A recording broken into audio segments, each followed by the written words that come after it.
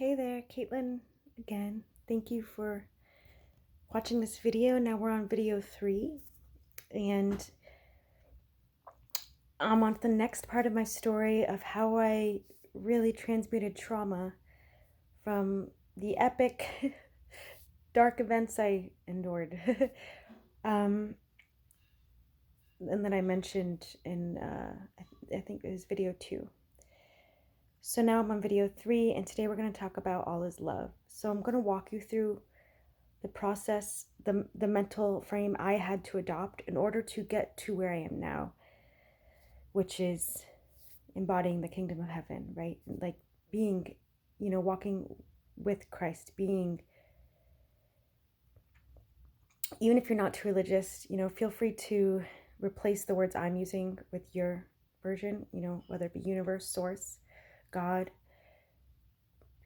But in the Bible, Jesus said, you can do these things and greater, okay? And the things I've experienced in my life, I've been really understanding that now, and I see that. A little bit more background on me. I went to Bible school years and years ago. I thought I was going to be a missionary and all these things. So I did study the Bible hardcore, okay? I was like a Bible scholar, basically, you could say. And as I've walked into the deeper spiritual truths, I really can see what Jesus was saying now from a spiritual perspective. And these are all maybe videos in another day. Let me know in the comments if you'd like to learn more about the deep spiritual truths that I see in the Bible and how they align with a lot of the Buddhist teachings and other Eastern teachings. Let me know in the comments. I'll be happy to share more of that, my insight. But again, I'm just sharing from my personal experience and in hopes that we can relate to something, because it can feel lonely on the spiritual awakening journey. So let's get into it. So this video is called Shadow is Self, okay? And this is one of the things that can be the most difficult to accept. But once you're spiritually awakened, once you make that offer to the universe, to God, to Source, and you say, I surrender. If this is for the greater good of all, then I allow this to happen. Thank you. You're making yourself of service. You're saying, this life is not my own. I am not my own. I'm of service to you. And you kind of acknowledge finally that you don't know it all. You don't know what's going on. And you're accepting your place in the cosmos. You're accepting being in the unknown. This is very powerful, because now this is positioning you to be in alignment with the void energy, the God energy. So let's talk about the shadow. If you have seen things like me, seen very dark things, not even maybe in a spiritual sense, right? Maybe you've seen entities, or you've seen people, and you've encountered people do things that you would say is evil. One of the hardest things to accept can be that this is all a reflection of me, that I am dark and light. But if we look into Indian religions, they've believed this for years, centuries, and there's a lot of wisdom in that and truth in that. And so I would encourage you that if you're facing darkness now, if you're seeing darkness, to send love and compassion to it, because it is you. What's in the Bible again? Treat others as you would like, in the English version it says treat others as you would like to be treated, but perhaps it actually is treat others as they are you. They are you. I am you. They are them.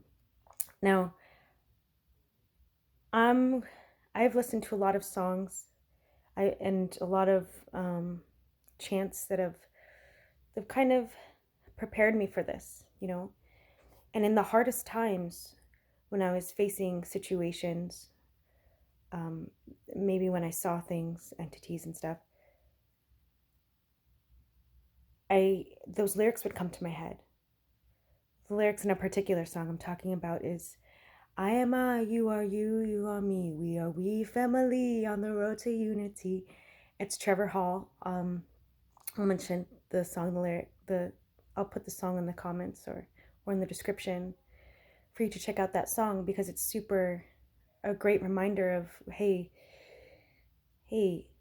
we're all one. There is no separation of light and dark. There is no separation of good and evil, and this can be very, very hard for us to accept when society says and religion has said that we are moral beings, that there is morality. And this requires great strength, right? What helps is the yin yang also. Look at the yin yang. There's a separation, but then there's that one dot in each separate side, right? With the white side, it's the black dot, and the black side, it's the white dot.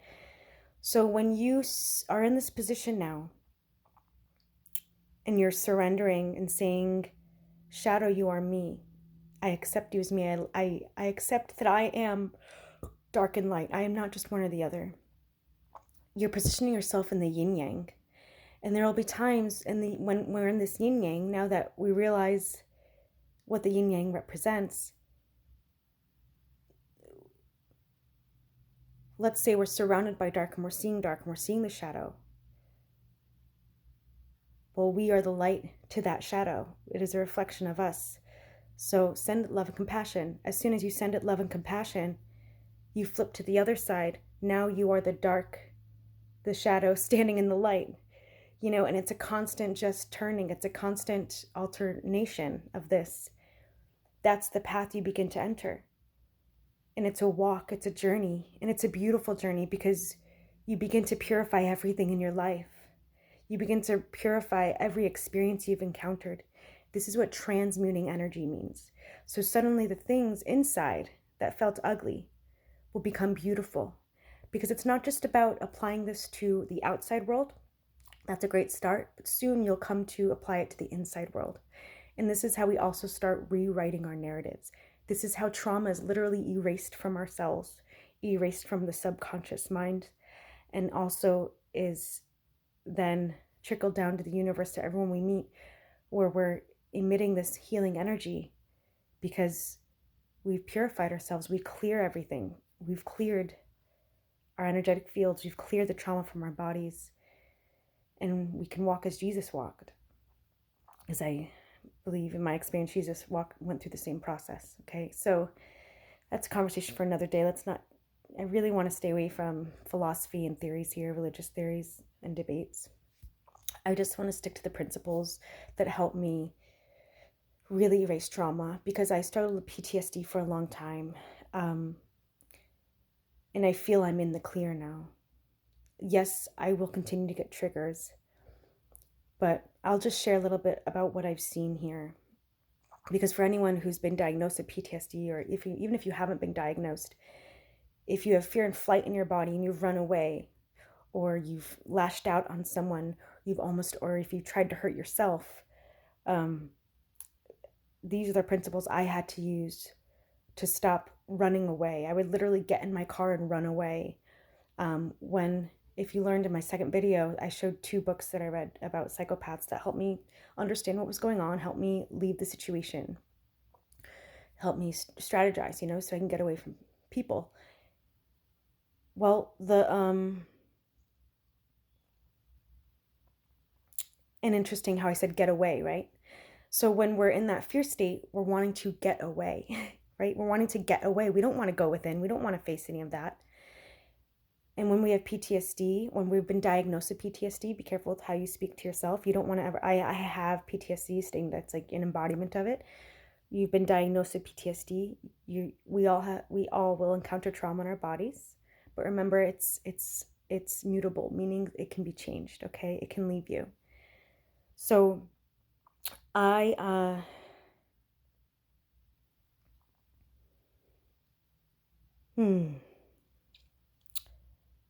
been to the mental hospital 3 times, because when I had very bad triggers, I would run.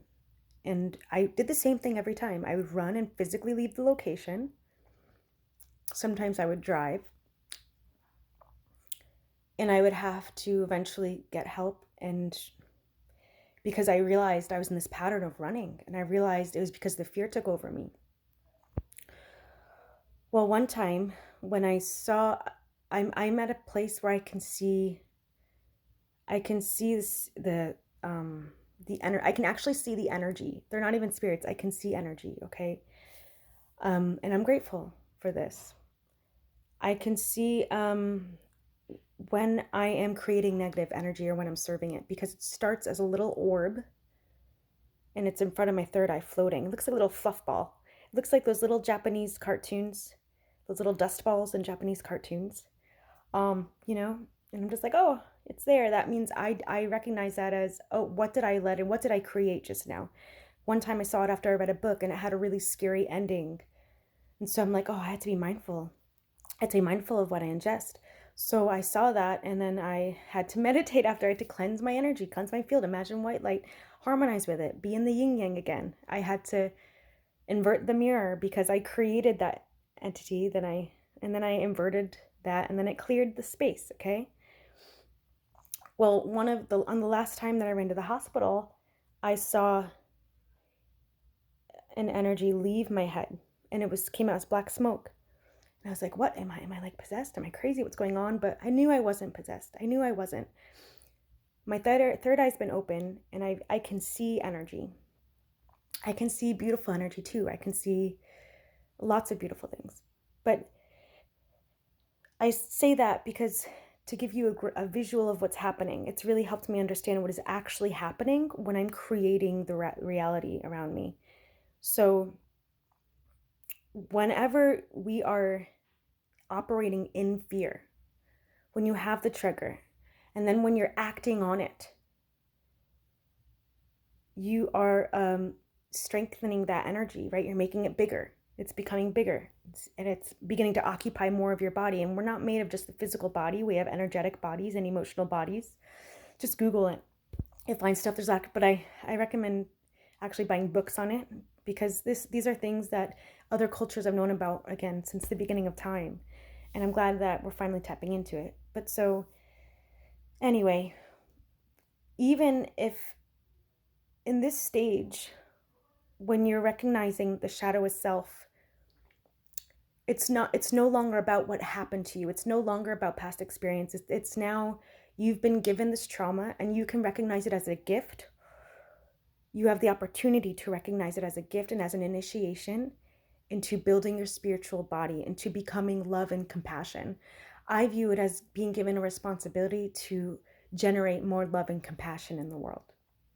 Right? If you are a veteran from war, if you've endured really horrible things, well, if you view it as a responsibility to generate love and compassion, it's just such a beautiful thing to help you face that shadow, and to send love and compassion not only inward but also outward to everything. Because in my next video, I'm going to talk about how all is love.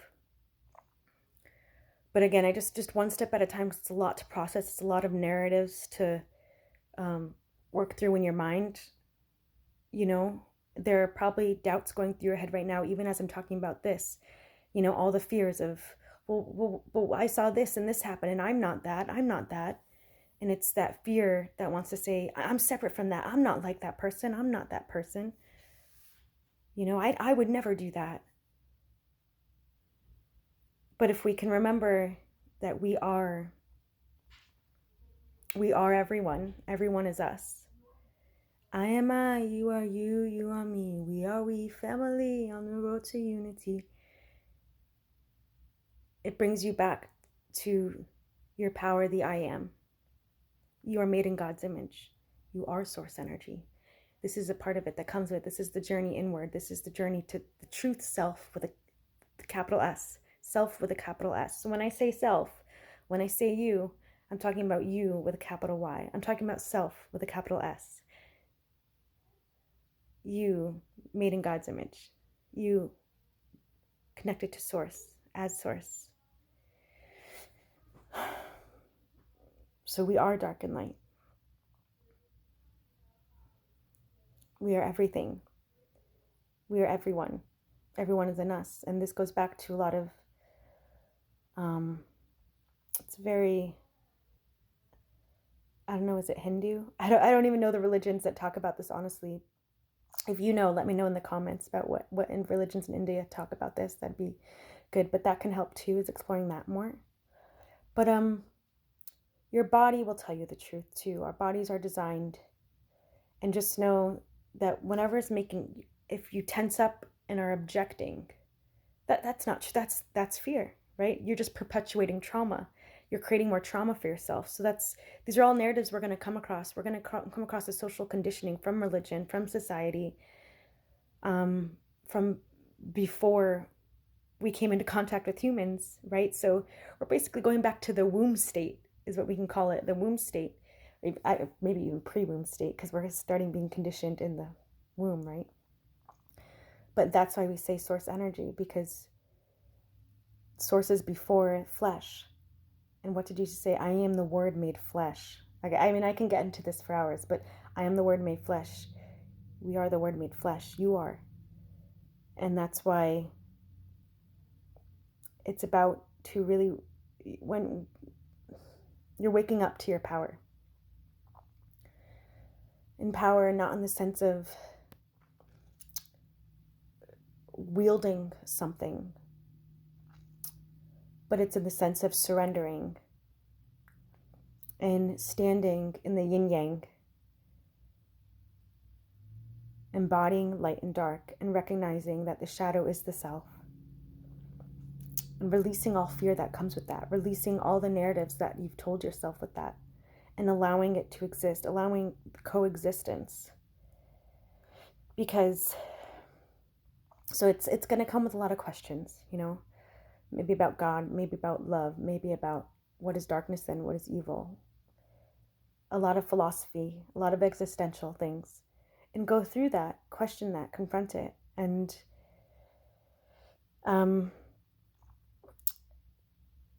we'll have a community to explore these things, you know, to explore your findings.